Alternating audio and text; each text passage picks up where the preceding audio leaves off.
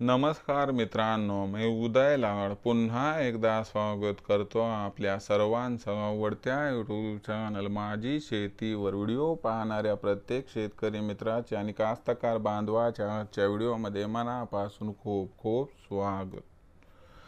मित्रांनो, thumbnail पाहितलं, title वाचलं मित्रांनो, सामान्य कास्तकार बांधवांसाठी सर्वात महत्त्वाचा व्हिडिओ की आता शेवटच्या 30 दिवसात हा उपाय केल्याने सोयाबीनच्या शेंगाचे वजन 100% दुप्पट होणार। ही सध्याच्या कंडिशनची सर्वात महत्त्वाची अपडेट आहे की आता शेवटच्या 30 दिवसात जर आपण सर्वांनी हा उपाय केला तर 100% शेंगांचे वजन दुप्पट होणार। मग असा कोणता उपाय आहे की ज्याचा वापर केल्याने शेवटच्या 30 दिवसात आता सोयाबीनच्या शेंगाचे वजन होणार दुप्पट? या प्रश्नाचा अचूक उत्तर जाणून घेण्यासाठी आता आपण सर्वांनी व्हिडिओ सुरुवातीपासून शेवटपर्यंत पाहावा। व्हिडिओ शेवटपर्यंत पाहत असताना जर व्हिडिओ आपल्याला मनापासून आवडला तर जरूर या व्हिडिओला या ठिकाणी लाईक करा। जास्तीत जास्त कास्तकार बांधवांपर्यंत व्हिडिओ पाठविण्यासाठी या व्हिडिओला जरूर शेअर करा। सबस्क्राईब करून जरूर नोटिफिकेशन बेलला ऑल करा, यामुळे येणारा प्रत्येक व्हिडिओ आपणास या ठिकाणी मिळत राहतो। तर बघा मित्रांनो, सामान्य कास्तकार बांधवांसाठी सर्वात महत्त्वाचा व्हिडिओ की आता शेवटच्या 30 दिवसात जर आपण हा उपाय केला तर 100% आपल्या सोयाबीनच्या शेंगांचे वजन होणार दुप्पट।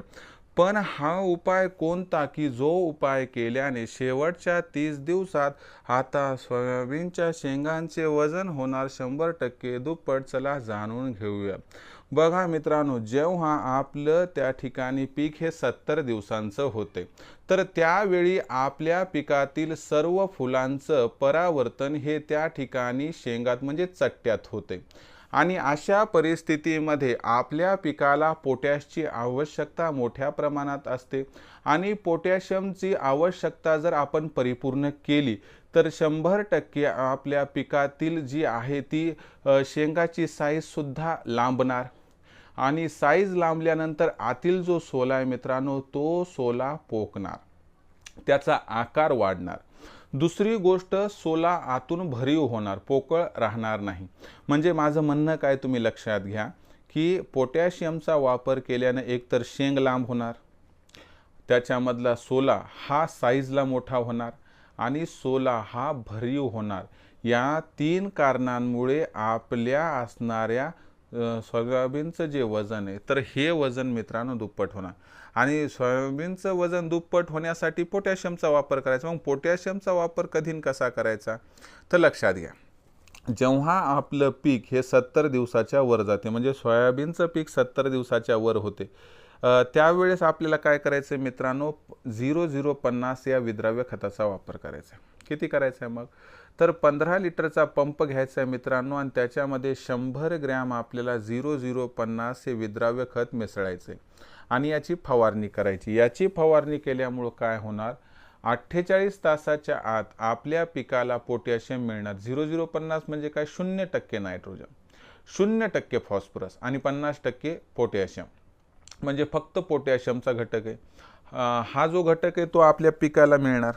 त्यामुळे 48 तासामध्ये त्या ठिकाणी ज्या काही शेंगा येतात त्या तरारून लांबतील, शेंगांमधील जो सोला आहे त्याची साईज वाढेल, त्याच्यानंतर त्याचा भरीवपणा वाढेल आणि एक आणखीन गोष्ट लक्षात घ्या की त्या असणारे जे काही सोले येतं किंवा सोला आहे तर त्याला चमकदारपणा येतो, म्हणजे 50, 100, 200 रुपये प्रति क्विंटल आगाऊचा भावसुद्धा इथे मिळून जातो।